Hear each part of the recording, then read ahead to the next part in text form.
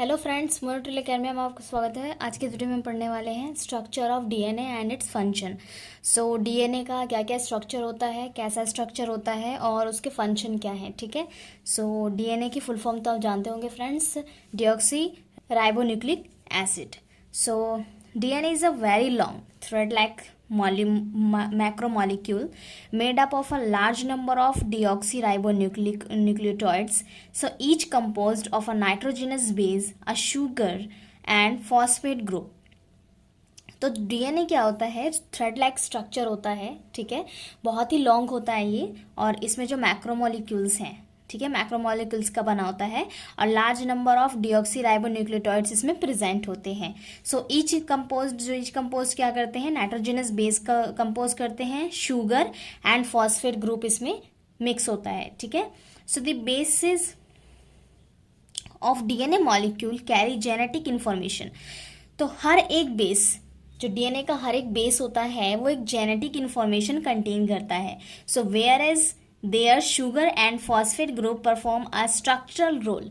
तो इसमें जो है, जो इसके अंदर प्रेजेंट है हमारा शुगर और फॉस्फेट ग्रुप, ये इसके स्ट्रक्चर रोल में इसमें परफॉर्म करता है। So the sugar in a deoxyribonucleotides is deoxyribose. So the deoxy prefix indicates that the sugar lack of oxygen atoms and is present in ribose, the present compound. तो क्या है friends, जो deoxyribonucleic है, इसमें क्या है, deoxyribose शुगर प्रेजेंट है। सो इसमें क्या है कि ये इंडिकेट करता है कि जो शुगर है वो इसके अंदर कितना अमाउंट में प्रेजेंट है या नहीं है। So the nitrogenous base is a derivatives of the purine and pyrimidine. So purine और पैरामिडिन का ये नाइट्रोजनस बेस जो है उस पर डेरिवेटिव्स है। So the purines is DNA are adenine and guanine. So जो प्यूरिन होता है वो डीएनए में एडेनिन और ग्वानिन प्यूरिन्स प्रेजेंट होते हैं। सो पैरामिडिन क्या है, are thymine and cytosine. So friends यहाँ पे 4 बेस पेयर्स हैं, adenine, guanine, thymine, cytosine. So adenine और ग्वानिन एंड जो हमारा है वो प्यूरिन्स हैं, और पैरामिडिन्स क्या है, thymine and cytosine. The backbone of DNA consist of many deoxyribonucleotides link covalently by 3 primers 5 primers phosphodiester bonds. So यहाँ पर फॉस्फोडाइस्टर बॉन्ड्स के थ्रू ये क्या होते हैं, एक दूसरे से लिंक्ड होते हैं। सो यहाँ पर क्या है, ये जो आप देख रहे हो, 3 के ऊपर एक डैश है, 5 के ऊपर एक डैश है, तो इसको हम प्राइम बोलते हैं। ठीक है, 3 prime 5 prime. So the 3 prime hydroxyl group of the sugar moiety of the deoxyribonucleotides is joined to the 5 primes hydroxy groups of the adjustment sugar by a phosphodiester linkage. तो यहाँ पर क्या है फ्रेंड, जो डीएनए होता है, ठीक है, वो काफी लॉन्ग चेन होती है उसकी। तो ये जो है 2 चेन से अटैच्ड होती हैं, फर्स्ट एंड सेकंड। तो ये क्या होता है, 3 प्राइम से 5 प्राइम होता है, और देन सेकंड होता है 5 प्राइम से 3 प्राइम। तो ये दोनों अपोजिट पोल्स होते हैं। ठीक है, सो यहाँ पर क्या है, जो एक दूसरे से ये क्या होते हैं, जॉइंट होते हैं, अटैच होते हैं। सो दी resulting long unbranched DNA chain has polarity. One end of the chain has a 5 prime phosphate group and the other chain a 3 prime hydroxy group that is not linked to another nucleotide. तो यहाँ पर क्या है friends कि ये unbranched DNA chain है। ठीक है, अनब्रांच्ड डीएनए चेन का मतलब है कि ये कॉच पॉच नहीं बनी होती, इसमें एक फिक्स होता है। ठीक है, सो इसमें क्या है कि जो चेन होती है, वन एंड पे तो 5 फॉस्फेट ग्रुप प्रेजेंट होता है, और अदर जो एंड होता है वहां पर 3 प्राइम हाइड्रोक्सी ग्रुप प्रेजेंट होता है, और ये किसी और न्यूक्लियोटाइड से लिंक नहीं होते। So the base sequence locate along the resulting DNA chain is written from 5 prime end of the chain to the 3 prime end. So इस डायरेक्शन में होता है 5 प्राइम से 3 प्राइम। सो यहाँ पर हम चेन का स्ट्रक्चर देख रहे हैं किस प्रकार बना होता है। तो आप देख सकते हो 5 प्राइम एंड है। ठीक है, यहाँ पर जो structure of polynucleotides chain of DNA, तो पॉलीन्यूक्लियोटाइड्स चेन ऑफ डीएनए का स्ट्रक्चर है, यहाँ पर आप देख सकते हो किस तरीके का है।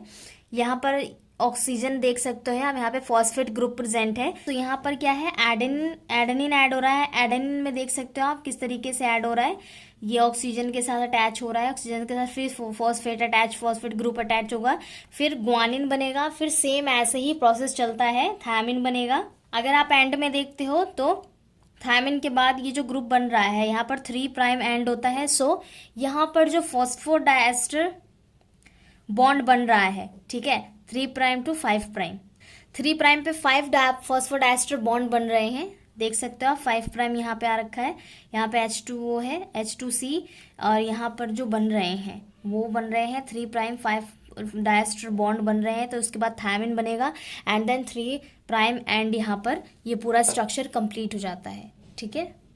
So the Watson Crick and the double helical structure, जिसको हम BDNA भी बोलते हैं। सो वॉस्टर्न क्रीक क्या है, डबल हेलिकल स्ट्रक्चर उन्होंने ये दिया था। So in 1953 James Watson and Francis Crick deduced the 3 dimensional structure of DNA। तो उन्होंने ना 3 डायमेंशनल स्ट्रक्चर ऑफ DNA बनाए थे, जिसमें से हमने सिर्फ एक को चूज करना था, ठीक है। अगर DNA के 3 स्ट्रक्चर देंगे आप तो 3 स्ट्रक्चर को आइडेंटिफाई करना काफ़ी मुश्किल होगा। So the important features of their models of DNA are as follow. तो काफ़ी देखा गया कि किसमें ज़्यादा से ज़्यादा फीचर्स हमें देखने को मिलते हैं। तो उन मॉडल्स के जो फीचर्स हैं वो कुछ इस तरीके से थे। सो यह है anti parallel standards of DNA। Anti parallel standards of DNA क्या है, यहाँ जो प्राइम है, ठीक है, ये प्राइम आप देख सकते हो, 3 प्राइम से 5 प्राइम, 5 प्राइम से 3 प्राइम, ठीक है। ये जो बॉन्ड है ये नाइट्रोजिनस बेस पे है, ठीक है। सो ये जो है हमारा N ग्लाइकोसाइड बॉन्ड है, ये हमारा डिऑक्सीराइबोज है, ये हमारा फॉस्फेट है, ठीक है। थायमिन जो है वो एडेनिन से डबल बॉन्ड नाइट्रोजिनस बॉन्ड से अटैच्ड है, guanine and cytosine triple bond से अटैच है, ठीक है। तो ऐसा इसलिए होता है क्योंकि इनमें जो बॉन्डेड है वो थायमिन में से एडेनिन के साथ कंपेयर करेगा, एक दूसरे के साथ अटैच रहेगा, और जो ग्वानिन है वो साइटोसिन के साथ अटैच रहेगा, बट 3 बेस पेयर के साथ। सेकेंडरी स्ट्रक्चर ऑफ DNA का जो सेकेंडरी स्ट्रक्चर है वो है 2 helical polynucleotides chain are coiled around a common axis, so the chain run in opposite direction, anti-parallel। अगर जो 2 हेलिकल पॉलीन्यूक्लियोटाइड्स चेन्स जो है वो कोइल्ड होंगे तो वो क्या करेंगे, वो चेन जो है अपोजिट डायरेक्शन में रन करेंगे, एक उधर जाएगा तो एक इधर जाएगा। So the purine and pyrimidines base are on the inside on the helicals, whereas the phosphate and deoxyribose unit are on the outside. So the planes of the bases of perpendicular to the helix axis, the planes of the sugar is nearly at right angles to those are of the bases। तो आप देख सकते हो friends, ये जो डिऑक्सीराइबोज है और phosphate है, ये दोनों यूनिट जो है वो आउटसाइड है, ठीक है। और जो इसकी परपेंडिकुलर हेलिक्स एक्सिस जो है वो प्लेन्स जो है, जो बेस पेयर्स हैं वो परपेंडिकुलर है। सो यहाँ पर क्या है, so the 2 strands are antiparallel, that is 1 strand run in the 5 prime to 3 prime direction while the other 3 prime to 5 prime. तो यहाँ पर आपको मैंने 2 strands दिखाए हैं जो कि अलग अलग डायरेक्शन में मूव कर रहे हैं, एक 3 प्राइम से 5 प्राइम, एक 5 प्राइम से 3 प्राइम, ठीक है। Diameter of the double helix is 20 angstrom. So यहाँ पर क्या है, जो डायमीटर होता है हेलिक्स का वो 20 एंगस्ट्रॉम होता है, मीन्स की 2 nanometre. So adjustment base on separated by 3.4 angstrom, 3.4 angstrom along the helix axis and the helical structure, repeated after 10 residues in each chain, that is at intervals of 34 angstroms. So friends यहाँ पर आप समझ रहे हैं क्या हो रहा है, यहाँ पर जो डायमीटर है, ठीक है, हेलिक्स का मतलब समझ लीजिए 2 strands है, हेलिक्स जो इनके बीच में जो घुमाव हो रहा है, ठीक है, एक अलग डायरेक्शन में जा रहा है, दूसरा अलग डायरेक्शन में जा रहा है, एक 3 प्राइम से 5 प्राइम, एक 5 प्राइम से 3 प्राइम। तो वहाँ पर जो हेलिक्स है, जो डायमीटर है इनका, ठीक है, बीच में जो स्पेस है, सो यहाँ पर डबल हेलिक्स इसलिए बोल रहे हैं क्योंकि यहाँ पर 2 strands प्रेजेंट है। तो उन 2 strands के बीच में जो स्पेस है वो कितना है, 20 एंगस्ट्रॉम है, जिसको हम 2 नैनोमीटर भी बोलते हैं। जब इन बेस पेयर को सेपरेट किया जाएगा तो 3.4 एंगस्ट्रॉम होगा, ठीक है। तो हम इसको जब रिपीट करते हैं 10 टाइम तो इसको कितना हो जाएगा, 34 एंगस्ट्रॉम हो जाएगा, ठीक है। So the two chains are held together by hydrogen bond between complementary pairs of bases. So यहाँ पर जो चेन है, दो चेन है, उसको जो हेल्ड किया हुआ है वो हाइड्रोजन बॉन्ड से अटैच्ड है। So AT has two hydrogen bond, so adenine always pair with thymine by formation of two hydrogen bonds. So adenine हमेशा थायमिन के साथ बॉन्डेड होगा विद टू हाइड्रोजन बॉन्ड के साथ, और जो ग्वानिन और साइटोसिन है has 3 hydrogen and the strong bonds by about 50% than A and T. So guanine is always paired with cytosine and formation of 3 hydrogen bond. So मैंने जैसा कि आपको स्ट्रक्चर में बताया था कि एडेनिन हमेशा थायमिन के साथ बाउंड होगा 2 हाइड्रोजन बॉन्ड के साथ, और ग्वानिन जो है साइटोसिन के साथ 3 हाइड्रोजन बॉन्ड्स के साथ बाउंड होगा। सो यहाँ पर क्या है कि वो 50% ज़्यादा स्ट्रांग होगा A and T से, यानी एडेनिन एंड थायमिन से। सो फ्रेंड्स, हमें कुछ इस तरीके का स्ट्रक्चर देखने को मिलता है। जो हाइड्रोजन बॉन्ड यहाँ पे देख सकते हो आप, यहाँ पे भी हाइड्रोजन बॉन्ड है, ये थायमिन है, ये एडेनिन है। सो यहाँ पर जो एडेनिन और थायमिन है वो डबल बॉन्ड से अटैच है, ठीक है। अब आप यहाँ देख सकते हैं ये 3 हाइड्रोजन बॉन्ड्स हैं जिससे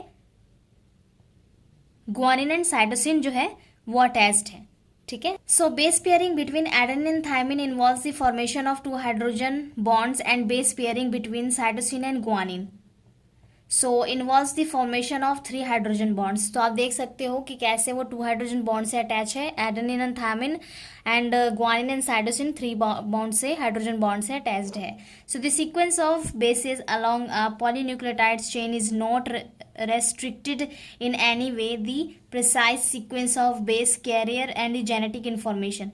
तो ये जो पॉलीन्यूक्लियोटाइड्स हैं वो रेस्ट्रिक्टेड नहीं होते हैं किसी भी वे में, क्योंकि ये जो सीक्वेंस बेस के कैरियर करते हैं genetic information. So the model propose by the वास्टन and the Crick is a B form of DNA, so इसको हम BDNA भी कहते हैं, which are right handed helix of 10 base pairs per turns. So ये 10 base pairs per turn होते हैं, containing groups of alternate size known as major and minor groups. So इसमें major और माइनर ग्रुप्स भी होते हैं। So other forms of DNA में also occur such as ADNA and ZDNA। So यहाँ पर 2 टाइप्स के DNA देखने को मिलेंगे हमें, ADNA और ZDNA। सो फ्रेंड्स, स्ट्रक्चर को आप ध्यान से देखिएगा।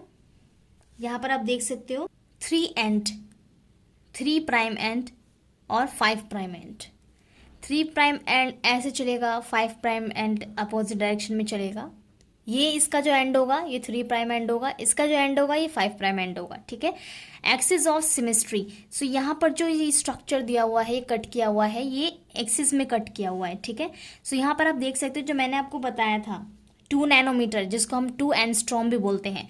सो 2 एंगस्ट्रॉम जो है वो इनके बीच का डायमीटर है, 2 एंगस्ट्रॉम, ठीक है।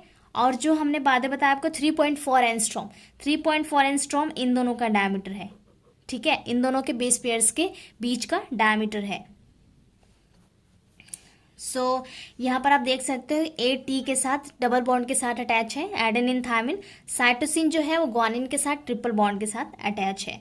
अगर ये 10 टाइम हेलिक्स जो है वो 10 टाइम रोटेट करता है, ठीक है, तो ये क्या होता है, इसका जो एंगस्ट्रॉम हो जाता है वो 34 एंगस्ट्रॉम हो जाता है, ठीक है।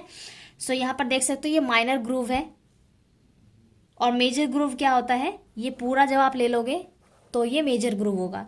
सो base is perpendicular to axis of symmetry. So bases क्या है, परपेंडिकुलर होता है सिमेट्री पे, ठीक है। सो ये हमारा ये क्या है, ये DNA का स्ट्रक्चर है। सो फ्रेंड्स, चार्गफ रूल्स क्या कहता है।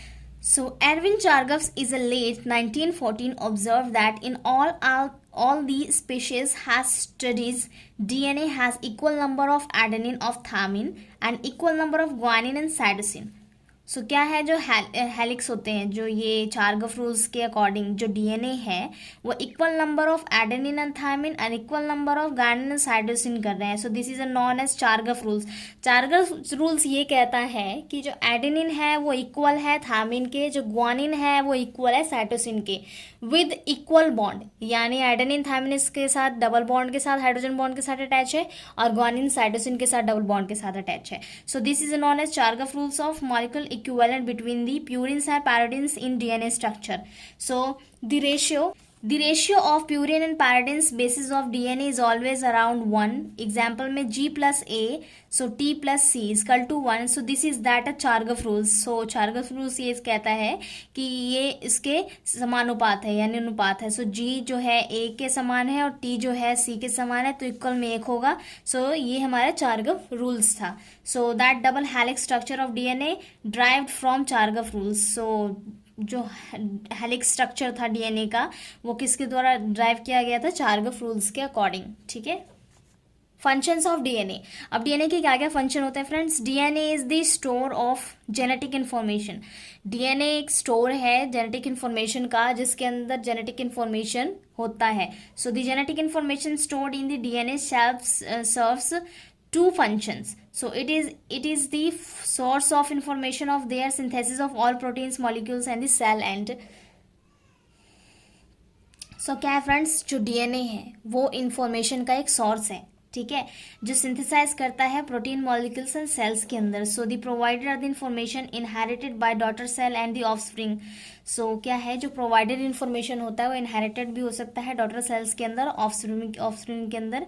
सो in both of this function DNA provided a template provided है. In the first case of information is copied of transcribed on RNA molecules. Protein are them synthesized in a process involving the translation of the RNA, and the second are DNA provided template for the replication of the information into daughter DNA molecule, then thus the maintenance of the genotype. So friends आप देख सकते हो जब first information होती है वो पहले RNA molecules transcript होता है, प्रोटीन्स के अंदर सिंथेसाइज होता है, एंड देन वो क्या होता है? सेकेंड केस के अंदर DNA प्रोवाइड टेम्पलेट होता है जो रेप्लिकेशन होता है इन्फॉर्मेशन का, और डॉटर डीएनए के मॉलिक्यूल्स के अंदर उसको डीएनए के थ्रू उसको मेंटेन किया जाता है. सो फ्रेंड्स जो फंक्शन होता है डीएनए का वो बेसिकली क्या है?